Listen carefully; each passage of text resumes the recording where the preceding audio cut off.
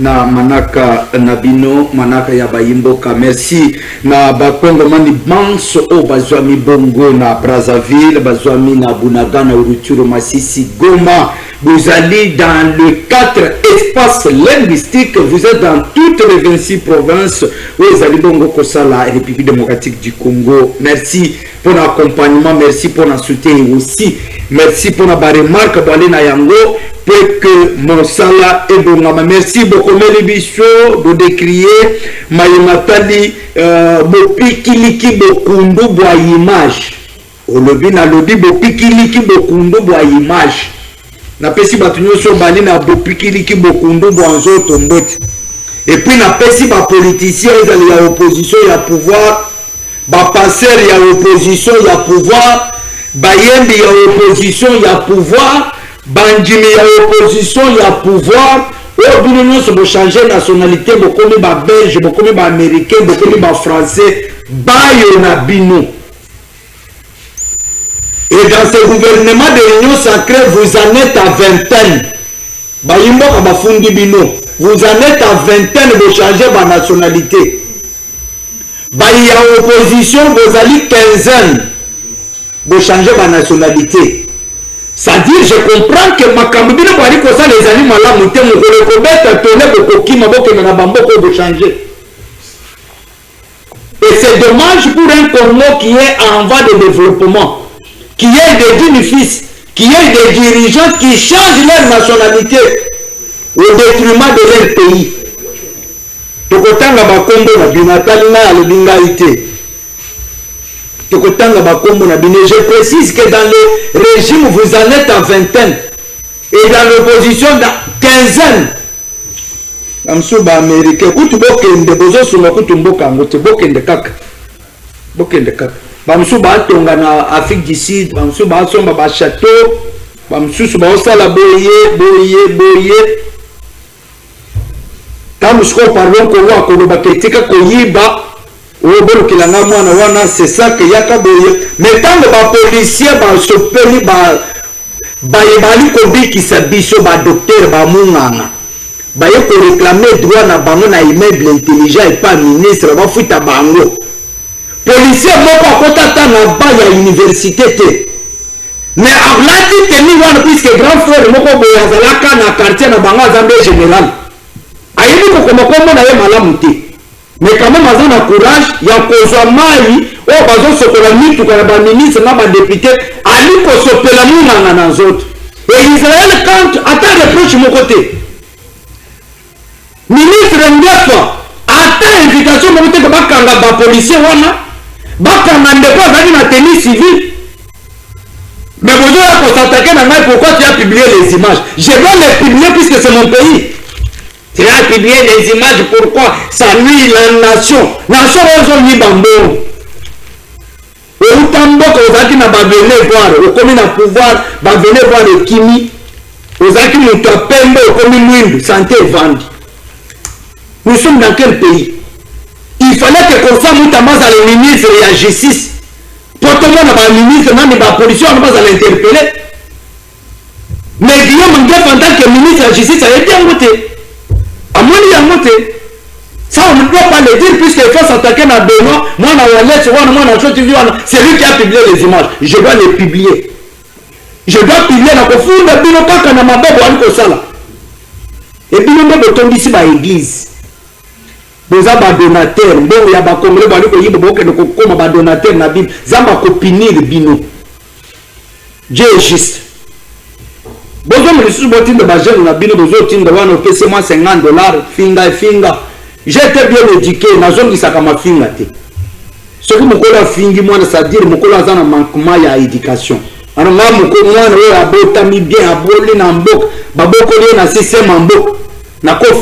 suis puisque je suis ça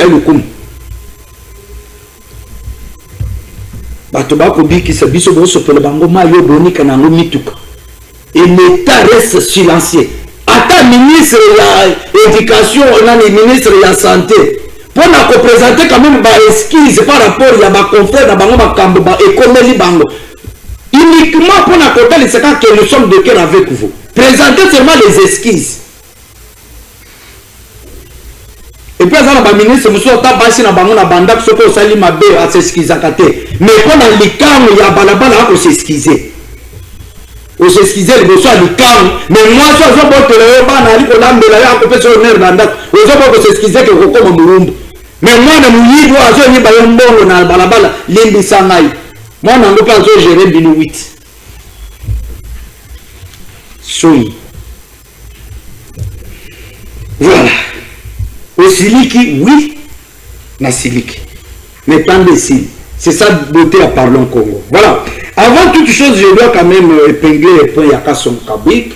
Baki, moi, je suis comme na page na le bic que yozo le bakeka Son Kabwik discours na ye azo sale ya assainissement lokola azana kani makasese. Papa, nous avons double dans ça. Oui, na ça ne soka a koni na makambo ya service national akanisi kazana assainissement ya lisu.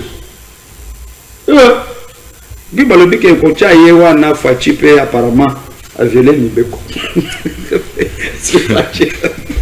Voilà, on entre vraiment avec l'ingénieur René Bidoya si le lancement officiel il y a assainissement qui vont lancer et pas à général lui-même quand son Kabwik na commune ya Nsele na tali que périphérique ba petolaki yango. Alors on rentre en image. Tokozo Losima avec mes invités, Tokoyo de moyen pour placer Emu Natina Nayam.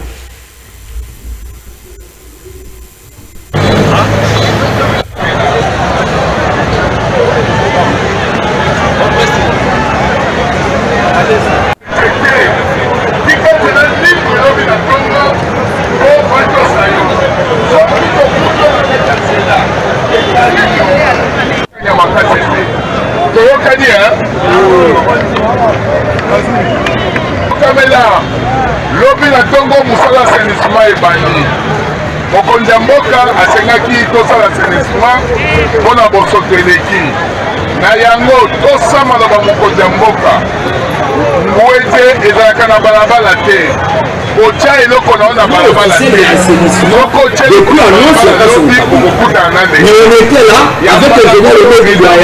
beaucoup surtout pour la détermination il y a causala sur terrain pour éviter ma copie collée chotili ezalaki wana ezwi bilili total ndenga lancé officiellement assainissement et puis surtout botali tout autour général azana bilamba musala yo ministre olingaka ke nzambe apambolaka na mutoki mais oza na bureau climatisé otokaka te c'est-à-dire oyibaka puisqu'il faut olia na mutoki na yo mais na bureau ovanda otokaka te mais tala mwana mboka oyo ali kosala mosala ali kotoka po aliasi na mutoki na ye Daniel Bumba yango nalobaki ke na Kisasa par losu ya Bumba oyo nyonso etikali wanyani heureusement ke Son Kabwik aya kosauve losu ya Bumba na le gouverneur Daniel Bumba te na le ka losu ya Bumba ndelo kwa malamu na Kisasa le reste oyo totu na kabundu à l'est peut-être nzamu na yakola kisabiso tema ya mutu ali kosenga na Son Kabwik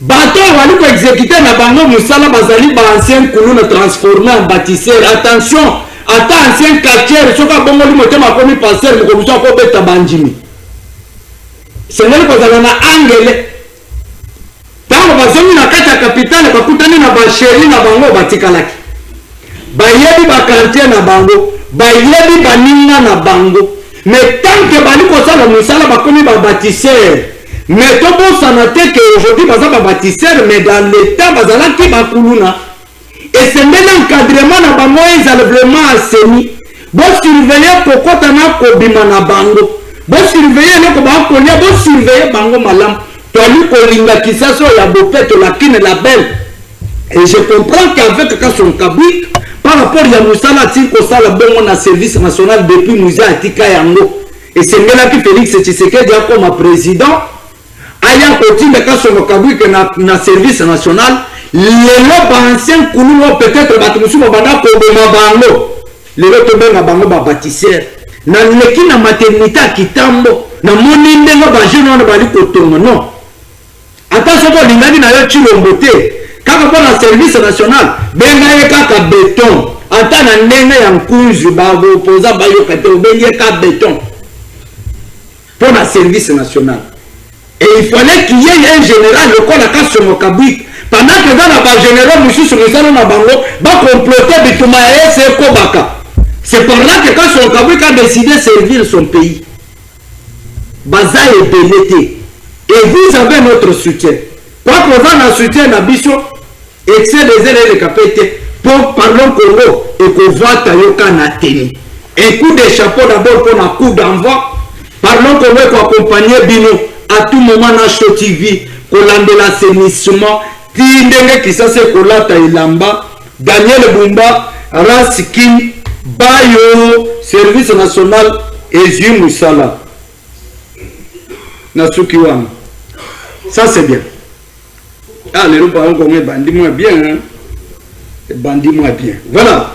Deux invités, Moko Ali Peneya opposition, Ali fédéral adjoint, il y a Lukunga, ADD Congo, il y a Prince Peng, Moko Pe, il y a Baibali Kolobela Lamuka. Il s'appelle Ali Dor Katuku Kaele.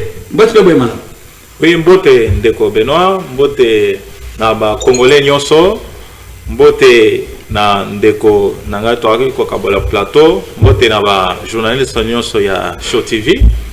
Je pense bien que oyo tukoloba ça nous réveille et ça fait très mal na komona ke na mboka lokola Congo respect à un corps médical. Exacté. Oyo seno eleki lobi en tout cas et ça biso passe makasi.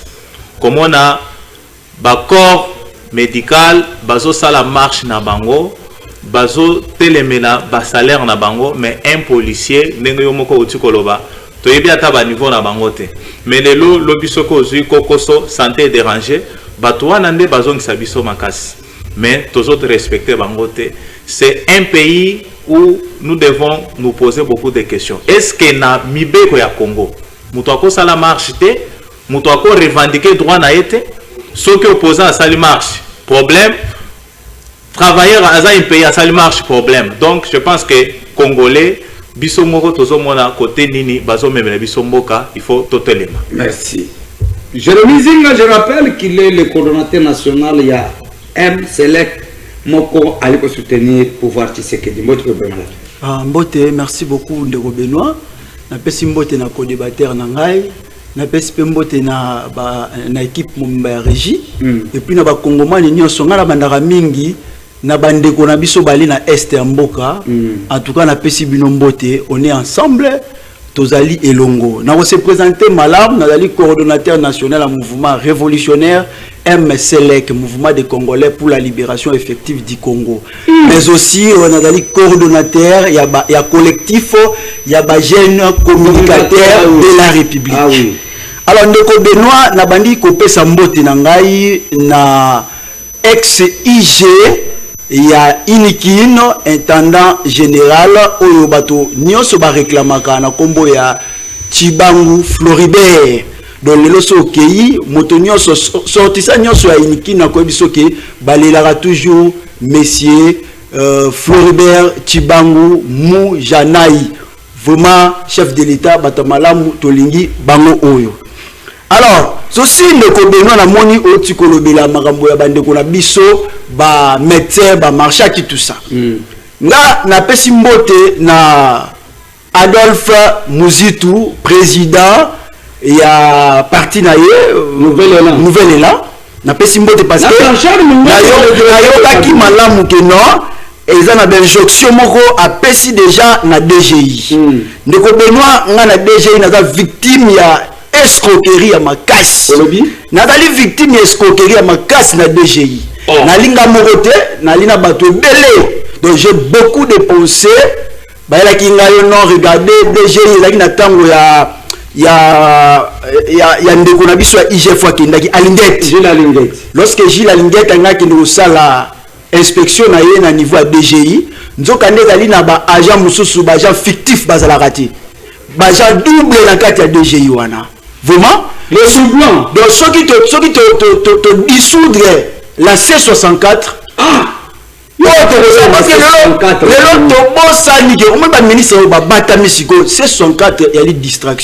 contre le peuple congolais baza ko distraire même mokonzi mboka afin de le biso vrai combat ba ndeko na biso poso et c'est là bongo ba mener pour le moment ezalaki nde to landa ba ministre o ba batami makama beza ko ça to bosa ni binote ndeko bena mikolozo ya biso collectif de jeunes communicateurs de la République toujours côté ça ba audience na biso to kene pas déjà DGI oya ko yamba biso te to kozonga na plateau na yo mbodi eke zongi na kati ya plateau na yo bon toza to ba kaza te to bosani bango te déjà matière ndeko enwa na kati ya DGI baye balobi non offre moko epesami awa boya toye tozwi na bambongo topesi naza même na numéro ya bakondi bapesi biso banuméro ya matricule babengi biso na kati ya baréunion basaleli biso groupe un moment donné bakoma otindela biso meme bamessage ekoma okota na kati ya batelefone lelo tonga alingeti alongwe mofo tomona mpe remplace agile alingeti biso baomona ye tozomona tokokotisa tokota audience la biso tokomona ye pour un rapport on ndeko bela na peso numéro na bango nyonso et je suis prêt à vous la bango jusqu'au bout bakoyamba yo ezali nazokata kaka parti oyo nde nakobwakela barepresentant wana bamona kino bango nayebi na bandako nayebi na même na justice tokende na bango so na baboye parce que nayebi ke parti oyo nakokata yango nakotindela yango bango donc c'est un peu ça. Merci. Merci. Na benga ina bato ba telefona longola ka photo na ngai ya to jouer na kati ya statut. Na benga ki Grâce Coutinho ministre national ya jeunesse. Pona tu na yo oza na vision nini par rapport ya démarche ya président de la République. Eza na catégorie ya jeunesse pourquoi eza na kati ya opposition bali ko tele la démarche ya président. Yo en tant que ministre national ya jeunesse, quelle est ta position par rapport à la catégorie la jeunesse en opposition? Comment préserver, comment les encadrer? Et dans la catégorie la jeunesse qui soutenir des marches à certains conseils. Comment est-ce qu'en tant que ministre national de la jeunesse, au coquille, au bengi sabilene euro, ou même bango na débat, na conférence? Wezamo malamu mikolo na Grâce Coutinho ate ya batu le banzambe mais soko zomoni le banzambe le ki ministère tikala biso ya ngo ba pesa mutu mususu soko ba pesa ngo na ko pesa mama makaniso na ali na yango anatanda ke obengisa batu na ko bongo le mitema balanda le banzambe ere moko fachi tala ka pe casting on a besoin que ba jeune moko ba ke kuna mais catégorie ba jeune wan qu'est-ce que tu en fais en tant que ministre de la jeunesse?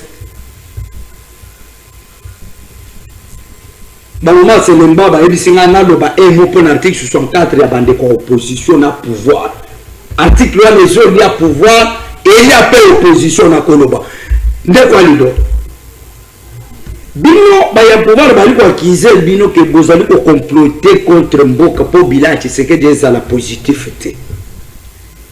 Bozo sangana na ba rebelle bozo déranger est ya Congo.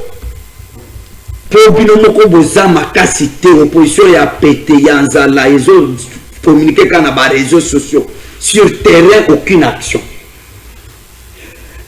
jour pour jour depuis signature ya accord de paix et puis retrait ya troupe rwandaise na est ya République démocratique du Congo ultimatum c'est la kilobi ba troupe ba ko bouger te Kagame ali ko bouger te.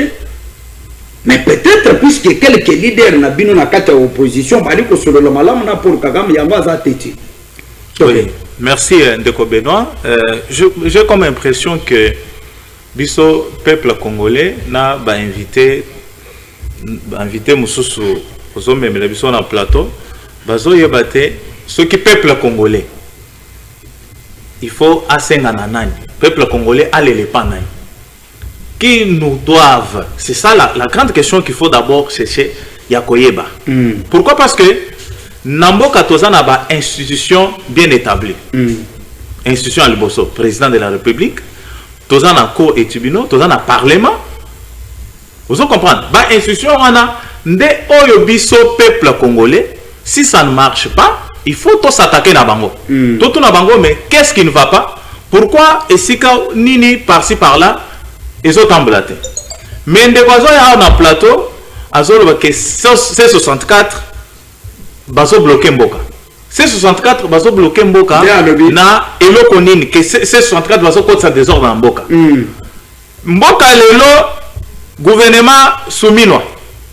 Devant la budget il y a 16 bazar parce que je ne fais pas partie. Bazar na budget il y a 16 milliards de dollars. Tango bakay ko présenter budget na parlement bazar na ba action o ba présenter kibiso. Président de la République Tshisekedi na discours congrès a présenté qui ba action où il faut accomplir na année 2026. Le lot toza na 7e mois.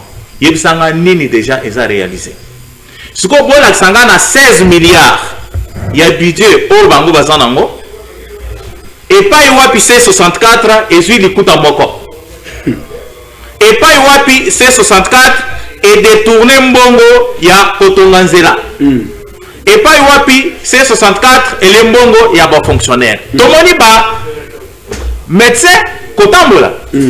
Bazo revendiquer nini? Ba grève ezali soko ke na hôpital ya Kitambo. Grève ezali soko ke na Kimbuta. Grève ba médecin ezali. Kimbuta. Oui, hôpital Kimbuta. Ah, hôpital na Kimbuta ba mela kama ça. Mais ça il y a les cas banduma ba sali grève ba. Non, grève ezali.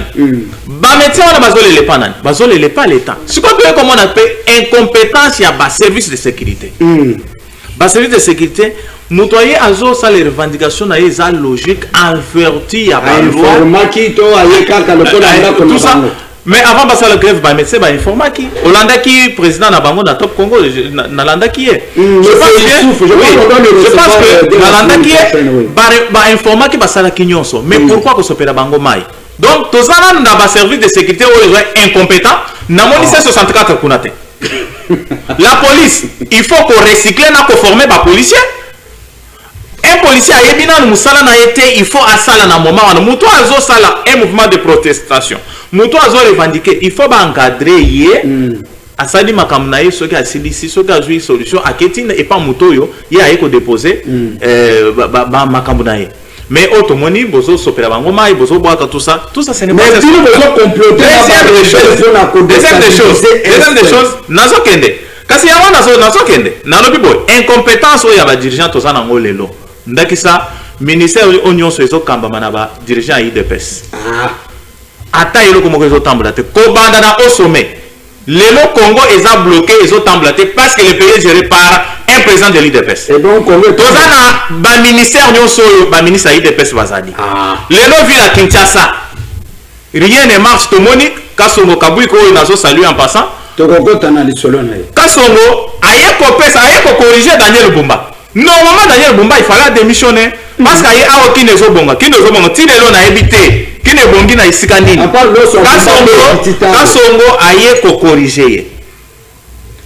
L'accent va sur place oyo C64 est bloqué C64 Elungwe FCC bloc Elungwe Kabila bloc Elungwe Constitution bloc l'élo est commis C64 nous bloque mais finalement ça ce sont des dirigeants incompétents on gana tikala komona te yango tozo senga na ba congolais ba imboka que bon comprendre que batu oyo ba komema biso na milelo kolela se kolela tout ça la marche le 22 juillet ba démissionner batike bonga le 22 juillet tout ça la marche batu oyo batika place na songa siko na question na yo scénario ndeni répondre rapidement de quoi ça scénario ni todo ça donc le 22 Tshisekedi atabo ngoli bilamba bo sauter place mais s'il vous plaît c'est le peuple qui donne le pouvoir ce qui te désavoué yo tolobi lungwa il faut lungwa otuninga makambo ya baméricain accord est signé par le Congo Rwanda États-Unis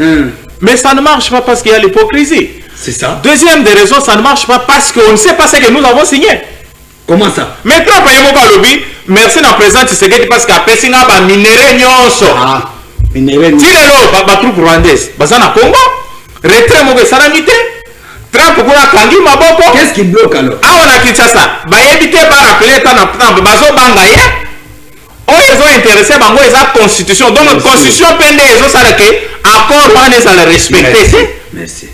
Bango mo ba to basinyaki accord na bango. Bazo yebate accord commun à niveau ni soki ba évaluer accord ti lelo il fallait ba troupe rwandaise balongo ya Congo ba troupe rwandaise baza kaka rien n'est fait hypocrisie na accord et dans ma cas nous-mêmes on a signé cet accord on a pris les pays on a vendu les pays on a livré les pays entre les mains des Américains je veux combien yo avez bateki mboka bateki na mbongo combien mais baminere côté kamboka eza kozwa kanyaka te côté kamboka c'est-à-dire aussi makambo moko boyo etali mboka opesa ngo ezala na disposition ya bato mais bolongo le terme koteka ba mama ya mais bateki mboka batrahir mboka koteka eza batrahir mboka pendant 80 ans tokoza na même mise na baminere na biso ndenge ezengeli te tu wana bateki te wana eza bobena nini soki relation latéral non s'il vous plaît okosina kozongela mwana Congo bino baya pouvoir catégorie ya peuple miso bakoloba boko kana bino makambo te le bolingi ka pouvoir Kabila atekaki sanga ancien territoire vous en êtes soki a combien to akoyeba te bunagana bobetaka lisolo te Goma Fatima ya koma koneza te ba akoro bino bo signer bosali a mbongo ya peuple congolais bokena ngo Qatar, Bolongo Boké, Washington, Bozongi Boyeme, Batroupe rwandaise selon accord signé, Balou Kolongote. Au-delà où c'est Salami le Kolabaya pouvoir, qu'est-ce qui reste encore à faire pour que Kenya écoute à Est? Merci beaucoup Ndeko Benoît na la ligne de Golanga ba Kongomani nyos ba Holanda biso. Je pense que Bolandi épée à la loupe le Kolangai. Nous se présenter bien, un mouvement indépendant. Aucun pouvoir. Nous avons bien un mouvement indépendant proche du pouvoir. Non, non, pouvoir, papa. Il n'y a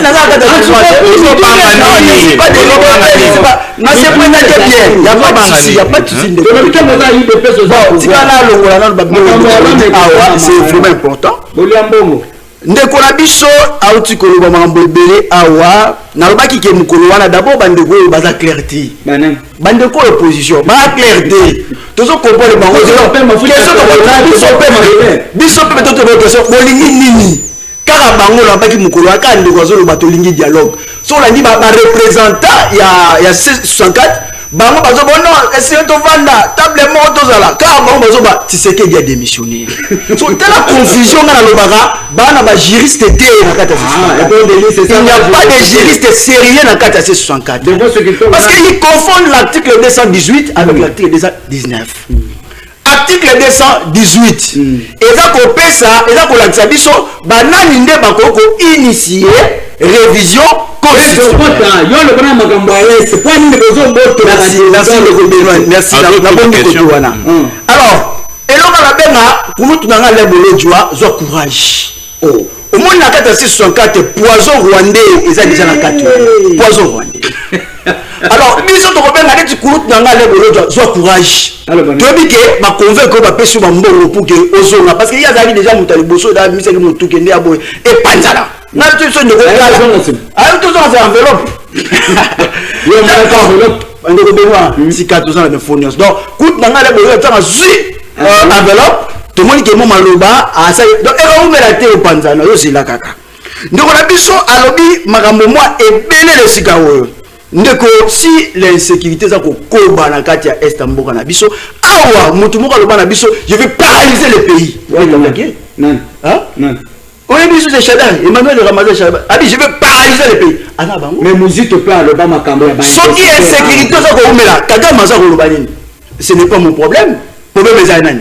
Ya bango ba collaborer na ba Rwandais aujourd'hui pour que l'insécurité ko ba bazone na ba congoliser. Guerre au ya est namaki asotobi to sala diagnostic ya malam okomona ke guerre au rapport ya oni ezawana ça durer plus de 30 ans nakata moi bande ko bebe monter lelo on a dit bango pourquoi bazo distraire biso parce que pour eux ils voient que tu sais qu'est dit mais le problème c'est pas tu sais que on vous dit par rapport ya ba Nations Unies ezawana c'est pas tu sais que guerre au bande lorsque génocide et ça mina Rwanda ba Rwandais ba yé tango ba yé ba komi ko bunda na autochtone na mboka na biso kaka yango te plus tard à la longue to na musée ya na Afdel kaka bango ba musu baza na kati ya opposition C64 ba comploter pour tuer musée Laurent Désiré Kabila musée parti ba mouvement oh ba Kagame ba sali ba Rwandais ba sali ba Ougandais ba RCD Goma ko botama ba mouvement bele ebotami Au moins, à Est Mboka, na Est Mboka la biso, nous avons eu 9 pays qui se sont affrontés na Kata Mboka na biso. Donc, plus de 9 pays. Ils allaient en Namibie, Zambie, beaucoup de pays. Et c'est la guerre na Kata Est Mboka. Et pourquoi? C'est pour bazola minerai na biso. Biso historique. Donc, aujourd'hui, donc on va démarche à Bande 664, il y a les démarches à Rwanda. Il y a les démarches. C'est 64 mais c'est quand on va comment congoliser guerre. Pourquoi? Parce que pour eux, le M23, parce que nous sommes le M, c'est que d'abord il donc base à la cantonner quelque part, va identifier Bango, va identifier M23. Parce que ce ne sont pas des Congolais. Mais au moins il était temps on va passer par revendication na bongo nzambo ba senga yabi non parce que bango parmi par revendication ba ko senga le principe ngazali d'accord na yango président na ye azana posa ke fait que avant na to vanda na M23 mesa moko to vanda na AFC mesa moko soki to vanda bon mesa mo balongo ba criminel bato ba bomi ba congolais ba soumakila ba congolais balongo ba criminel ba comme ba collaborateur et senga surtout qu'il y a partage des gâteaux to zongi sima so il y a confusion mususu balobi no bango bana ko bundela constitution mais quand bango ba senga dialogue tant qu'il y a dialogue mais nous avons foulé au pied la constitution en question. Alors donc je me dis est-ce que tant que tatam ko zo ko lo Kimboka na 2019 qui ba 2022 23 abando ke ko mate effectivement mais est-ce que le nous ont empêché à commencer na gomate ndeko Benoît papa mokonzi ya mboka oyo biso to ko sepele pa na ye ezali d'abord patriotisme. Donc allié akuti Congo si ekabwana Congo si ezalaki vendi ye pa ya Kagame na mbongo combien na mbongo Moïno Nzangela alba na biso nini avant même pas nommer la Est Mboka il faut Kagame notifier c'était comme ça. Dans le pays c'est Kagame o biso bandeko opposition baza ko inalelo Tshisekedi déjà pourquoi et ça parce que Tshisekedi a attaqué au Kagame. Ah bon? Oui, et ça parce que Tshisekedi a attaqué Kagame. Et ça c'est le raison au bandeko na biso o bali ko yina tata mokonzi ya mboka yango wana. Alors mokonzi ya mboka otangwa ye abi non c'est fini. Biso to yebi que non baza ko piller ba minerai na biso. Donc illégalement officiellement awa na kata mboka na biso okende. Tout le monde a un rapport ezaki na montant moto ni ko payer na Rwanda. Tshisekedi ayeba c'est sur montant to futa ngo sur na Rwanda. To futa ngo sur avec moi na mboka Tshisekedi. Voilà pourquoi ils ont dit que non, changer la constitution aujourd'hui. Oh, urgence est là. L'urgence est là. Il faut changer la constitution pour sauver l'Est de notre pays. Merci. Changer la constitution pour sauver l'Est de la RDC. Si on va changer, vous payez ça, mais ça sauver. Ceux qui ont changé la constitution, pourquoi ils ont d'abord fait? Pourquoi ils ont d'abord changer la constitution? Pourquoi changer la constitution? Ah, on va faire un banque. Milinge ko bimesi mandako aw toke na malembe biso to malembe na lobby que il faut te changer constitution pour te sécuisa ese ya Congo tant besoin Kimboka ese wana ezalaki est ya Kagame ya Rwanda problème te aw komi ya Tshisekedi mais ya Congo ya ba Congolais manisusu na Bunagana te na Goma te et donc nous les qui sont de changer constitution ese wana ceux qui ont changé la constitution oyo et là quoi liboso tozali kopesa mwana mboka Tshisekedi mandat mosusu c'est tellement clair pourquoi parce qu'il est le seul à faire face contre ma puissance étrangère azali le seul bitumbate ya mibale olobi soki bo changer eza kopesa Tshisekedi mandat ya sika siko Tshisekedi azana bokozi azokoma Goma te Bunagana te Nord Kivu Sud Kivu bezo komate siko tango de changer constitution aw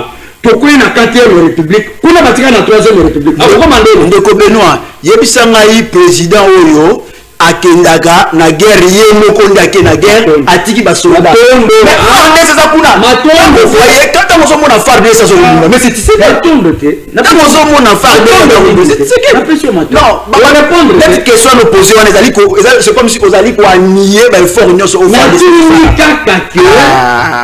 non reçu de Kivu et sous occupation ah besoin de changer la constitution sauf pour changer yango to basculer na 4e république ndeko c'est-à-dire comment batika na 3e république balkaniser Congo ndeko auti koloba batika nani batika na 3e puisque comme on a batika na constitution kalate bon et ça la mela wapi merci Mathieu wana na peso matuni oh weza palongo to le Congo te kanda lembesi mwana Congo Bino apparemment besoin ça le biso théâtre de chez nous.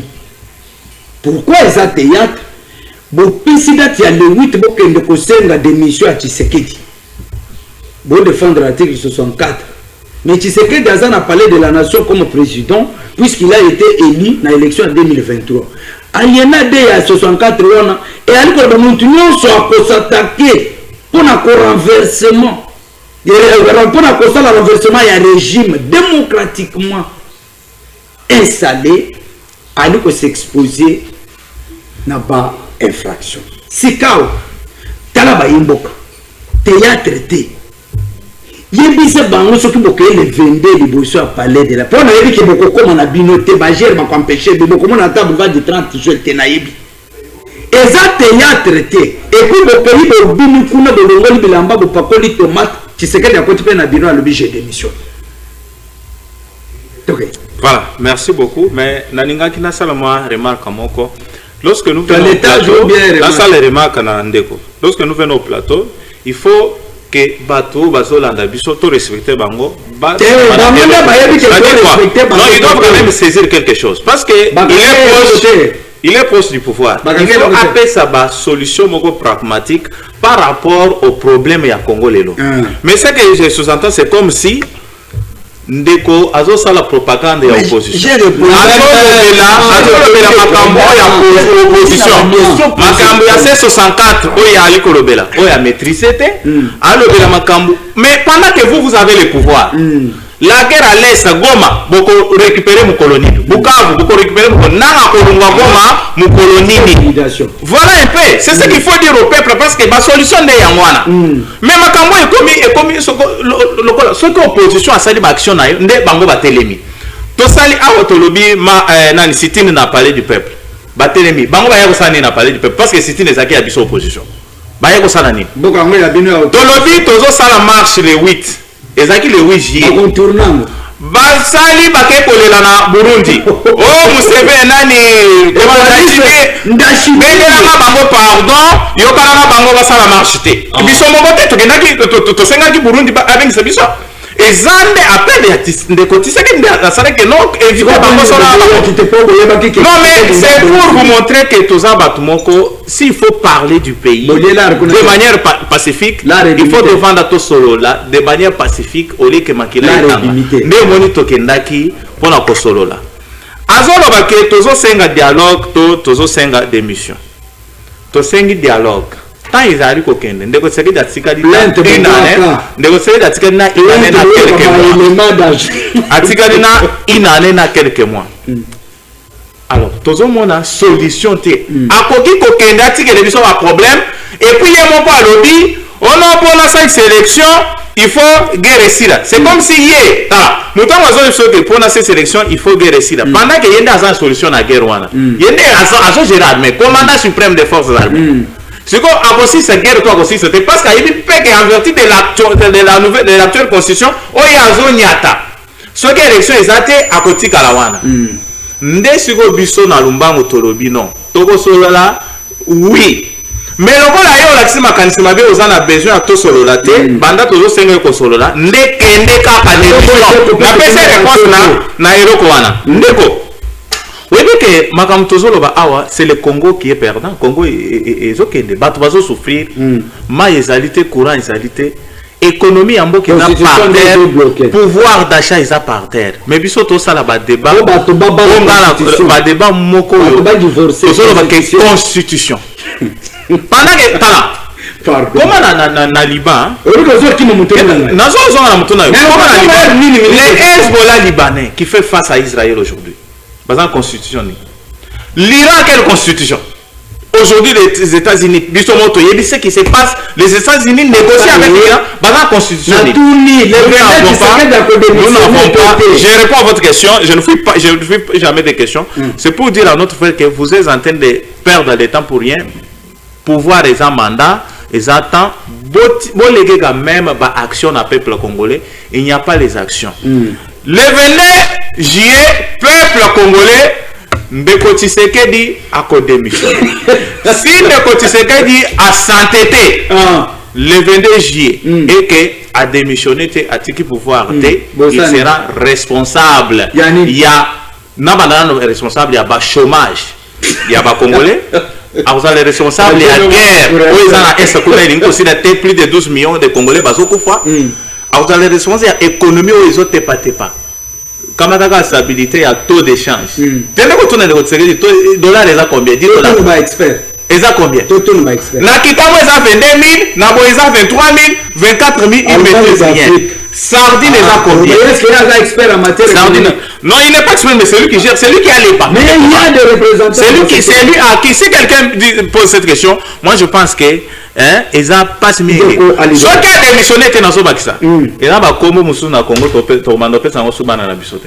Comme le rôle Batiseke, et aux alams malheur qu'on a. Merci. S'il vous plaît. Comme le rôle Kabila, s'il vous plaît. Comme le rôle Nanga. Donc, à pourquoi tu as une liste à Combo, surtout au Pessimo à Combo Lelo, au Pessikombo à donc, Yomoko s'est rappelé na malheur. Merci. Alors, est-ce qu'aujourd'hui, beaucoup de la sérieuse et d'une opposition, il y a pour ce peuple qui est besoin de ça y est? Comment? Voilà. Besoin de promettre au peuple qui est beaucoup ça, la plus de 1500 actions. Pour empêcher Tshisekedi la démarche pour changer la constitution. Donc on a un calcul simple. Tshisekedi a 2 mandats et quoi, il a 2 ans pour 2028. Il faut promettre au-delà de 1500 actions. Si on peut diviser l'action par jour, pour prendre ça l'action combien? Comment ni boy? Comment ni boy? Réponse. Comment ni boy? Tant que ça s'il vous plaît. Donc Malemba mutuna bako ba devia kamote. Vous promettez non, je vais vous répondre. Laissez-moi à l'aise, je vous réponds. Opposition à l'action, nous avons infiltré Bichot, nous avons créé ma cassure, s'il vous plaît, vous avez discuté. Vous promettez que l'opposition va opposer plus de 1500 actions contre des démarches nous satisfaites que Dieu a visé la Constitution. Article a 2 ans pour 2028. Ça la calcul en abic.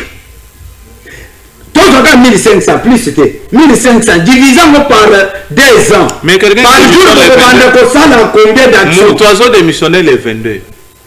C'est quoi? Bah nous autres ça en panne. Ah le 22 démissionné. Le 22 il va laisser. Il dépense au ministère comme il faut pas arrêter le 22. OK. Bandeko wana ya IDPS komanda chef na bango tina so qu'il faut bâtir le pouvoir. Merci. Na pêche exemple s'il vous plaît.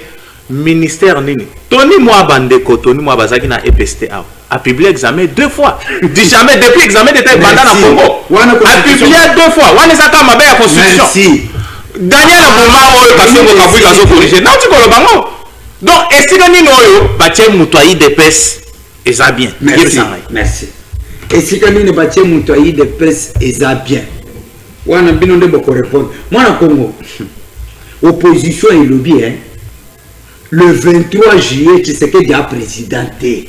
Le 22 wana minuit a démissionné.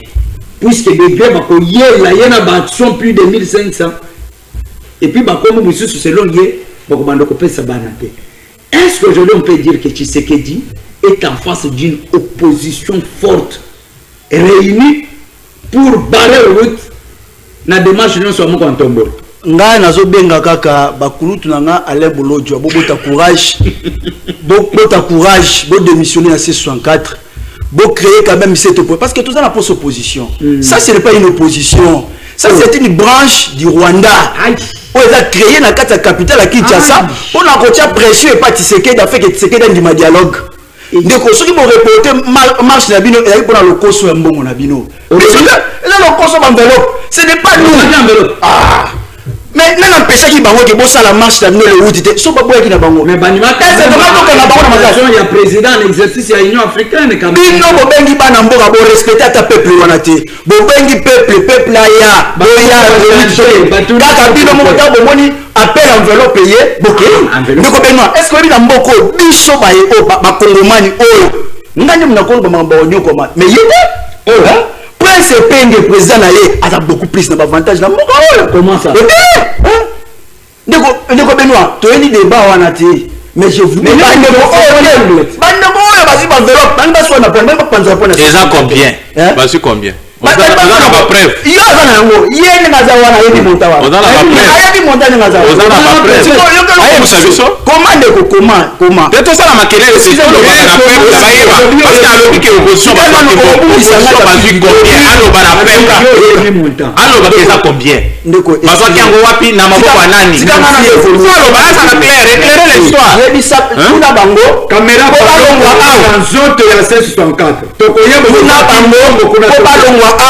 bakende tina Burundi nani wazumaka muna bango na charge kolesa bango komelisa bango ça c'est une opposition papa azani bon ndeko Benoît tikanga na keno malembe eloko mi balende ko awa ndeko albi mambo pele awa otikolo bawa do la guerre peut commencer aujourd'hui mais tu yebi mukolo ko silati guerre ekento tozomona awa et puis Ukraine puta komaki déjà na processus électoral maintenant moni mboka yindi abino bango nyonso tout bakomi ensemble ba ko soutenir mokonzi ya mboka afin que va faire face parce que guerre utaki libanda aujourd'hui Tshisekedi nous félicitons aujourd'hui à la Kisibiso malam que ennemi du Congo c'est le Rwanda lelo oyo omoni bango na se sonkali bazabo bazali suna nguya te ya kolobo le Rwanda bote c'est no kabunda za porte parole ya Kabila omonaki sortie médiatique na dernièrement omonaki que non réellement kaka o Kabila za koloba kaka ye yango ay komema Jean-Marc Kabunda donc c'est pour dire que c'est 60 les alliés belé papa Jassim alors bon Benoît yo kasi ko théâtre de chez nous nande ko vandi awa de ko langa vandi ayebi bien que to ko le 23 et le samate Tshisekedi restera président de la République mais que théâtre de chez nous pas comme moment ni ya pamba bazuba ndito mona toto leka bazuba ndeko na biso ba pesi biso ba 15 000 francs ba ke ko bumisa la police ko bamba la police mabanga tout le peka ya ngo salama pana ya batu ndem tu baza ko ne ko ama mais ya minute belé ce qui dollar eza ko matalelo crise to na ngolelo eza pona bango comment ça mais la guerre est coûtante hein guerre licence moko eza combien mais bango le ba ministre bazaka na impayement ndeko Benoît tika na chité pourquoi lelo tu vas komona ba komona ba yeba que ce qui dollar eza ko mata viché pays mon côté bazala en pleine guerre mboka wana vie komi malamu vie chaque bazomona na ba guerre to sana côté voilà pourquoi bango comme na bango eza que Tshisekedi ya le roi bango ba kota na bokonzi bazo ba mbongo bazo ba ministère c'est tout ndeko Benoît pona chité batu oyo bazana nani ya iyo saki alo te ka ya biso aza na biso nini affirmation qui ne maîtrise pas bande ko oya seso omoni tonga na ya zoloba na zo vanda macha omoni bande ko oyo baza na posa d'élection te problème na bango ezali yebisanga lelo toke na élection prince pinga okende tant que qui député national ou bien président de la République puisque parti na yé ça implanté où merci à part ce qu'on mobiliser bateau à cause de 200 personnes na Kinshasa merci so à part Kinshasa donc bazan na posa d'élection parce que ba parti na bango informe il ça na to va partir à Denis Sanga aller chez moi na Congo central et moi na aller à base Fayou to kona na propagande eleki na Congo central ba na terrain mo ba plus de ba moni na 30 personnes yopé je vous dis ba image ça wana du peuple ne baza wana il faut pas kota nanu na kati ya institution il faut changer la constitution.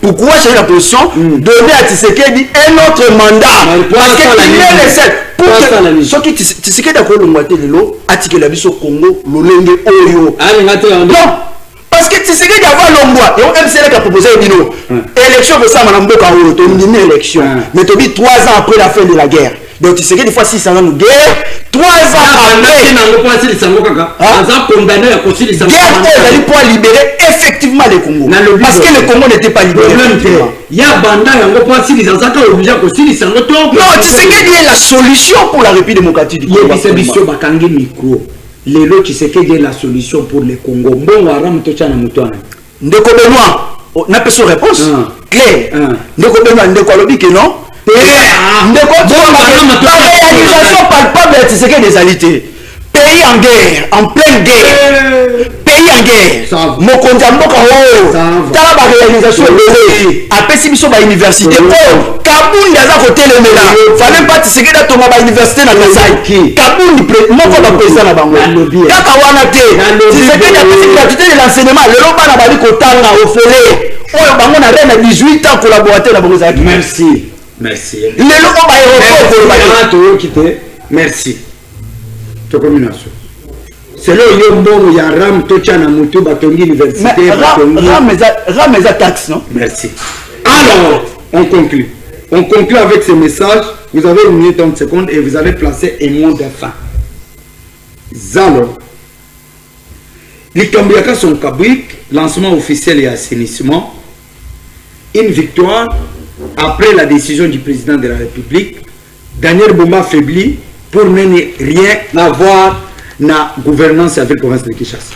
1 minute 30 secondes, il y a une émission derrière. Oui, merci beaucoup. Je pense que Ndeko Nangai, tout ça là, une investigation, tout se faire informer avant de y aller en plateau. Tu es en plateau, tu es kokanga, kosala kama kelele pendant que tu es là, tu es kangelo côté. Vous êtes des lignes sacrées.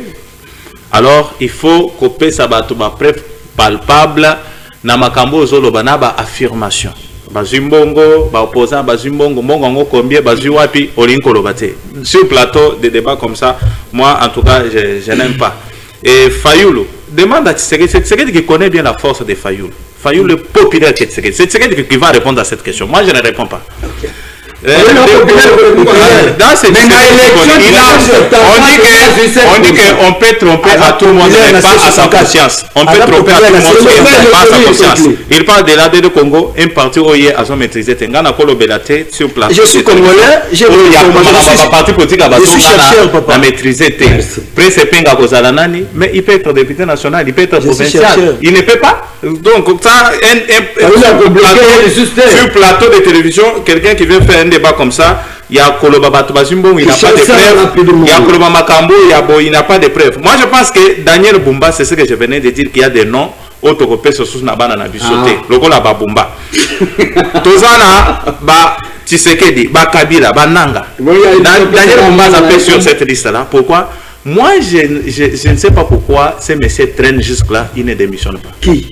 Daniel Bumba. Azo démissionné de poignées. Il a été soumis, non, tout le monde a vérité, j'ai dit soumis, non. Chef de gouvernement. Depuis à côté de ça. Quelle réalisation concrète? Parce que nous, c'est le chef de l'État. On a des chefs de l'État. Lui dit ici, c'est le chef de l'État qui construit des universités. Dans quel pays au monde des chefs de l'État construit des universités? C'est une médiocrité et c'est la honte. Ça. On ne peut pas venir dire ça. Il y a répartition des tâches, il y a répartition du pouvoir. Une université qui est ici à Massina, le bourgmestre est là, le gouverneur de province est là. On ne sait même pas le projet de société du président. C'est où? Le gouverneur, ça commence où ça termine où donc il n'y a même pas de centralisation du pouvoir. Donc ce sont des choses qu'on ne vient pas dire sur le plateau. Dernièrement, c'est que le peuple congolais prenait le destin du pays en main. Le 22 juillet, nous devons marcher pour demander la démission de M. Tshilombo. Merci. Démission de M. Tshilombo, c'est-à-dire le 23, ça sera quel jour? Le 23, on aura un autre président. En vertu de la constitution qui est Sam Lukonde. 6 mois, il nous donne les élections. S'il vous plaît. Le 23, ça sera quel jour? Le 23. Ce sera un jeudi. Un jeudi. Tu es l'invité de Sam Lukonde, président du président de la République. C'est qui président, ancien président honoraire. Merci. Et Sam Lukonde aura 6 mois. Merci. Il aura pendant 6 mois et on aura un autre président qui sera Martin Fayoulou. Merci beaucoup. Le 23, tu au Kamandego Oyo, ceux qui balobaka solo, na ceux qui balobaka lokuta. Le 23 ici. Ndeko Benoît, au moni de Baouti Koloba, awa, ceux qui ont au Vananda Kangama Maboko, Bissou, Masuto Kangama Bokote, nous nous battons, nous luttons pour le Congo. Nous, tu mèneras la recherche, la Bissou, pour tous les autres, tu as la carte de Sikaolo, tu as la montée Pamba. Il y a mis Balende, il y a barake, pourquoi Mamokondia Mboka, il faut présenter une vision. Et vision pour présenter, il faut, c'est ce qu'on appelle projet. Un programme. Je te recommande les 5 piliers du peuple d'abord. On connaît tout ça. Mais ce qu'on est d'abord les poches d'abord. Pourquoi pas dans le bagage parce que sont accueillis dans 5 piliers à chef de l'État, au coût même de la gratuité de l'enseignement, au coût même de la constitution des écoles. ce qu'on y a annulé au poil, il y a ça dans le peuple qui non, au bête il bande dans le non. Attends, pour la balise, tu as bibliquement parlant, l'autorité établie, l'autorité de la message est pas chôlé. C'est 5 ans. L'autorité établie a été négocier avec les rebelles. Dans un exemple, David. Dans un exemple, tout. Et ça, ça sera pour la première fois. Et si le président de la République au Sali Yango, sache que après ça, sort dans le Goya. Merci. Donc, pas de négociation, pas de dialogue de crise. Merci. Merci. Arme. Il faut dire la vérité au peuple. Merci beaucoup. Dialogue de crise. Coordonnateur national. Coordonnateur national, il y a M. Selek et Moko, il y a Baibariko Kamba, les communicateurs de la République. Mwana Kongo Liberka Kukaimbe, il est le fédéral adjoint ADD Congo de Konga, il y a Prince Epenge, Mokope, il y a Lamuka. Je vous le promets, on revient avec ce casting le jeudi 23. Après l'émission, il y a Félix Tshisekedi na marche, il y a le 22, il y a opposition. Bakoya Koye Bisabiso, Tshisekedi a démissionné, Toté. Poani a démissionné et pourquoi Baction monsieur Setikalisima tellement quand ça le calcul on a noté le calcul il y a plus de 1500 actions il y a opposition dans 2 ans qui restent avec Tshisekedi. Émission réalisée par ingénieur Aimé Bidoya Abraham, le prophète de la technicité des shows et télévision aussi, mais il y a la caméra, tout ça qui est Congo, Jonathan, sur l'assistance de chef de production Papi Samba et aussi avec le contrôle du coordonnateur H. Kabengele, également avec tous les personnels des shows télévision, également toute l'équipe de Pardon Congo, Topesibino, merci. Tu as lu que été Congo Nabiso et Kozala balkanisé était. La rediffusion de cette émission à partir de 22h05 sur les antennes des shows télévision. Oetikali, Zamba Kabunduale, Zamba Centre de réveil spirituel, Zamba Passer Nyonso, il y a opposition, il y a pouvoir, Bandimi, il y a opposition, il y a pouvoir, Bayembi, il y a opposition, il y a pouvoir, il y a pouvoir, na opposition. Na pesi batunion, ça va changer nationalité, Bayo.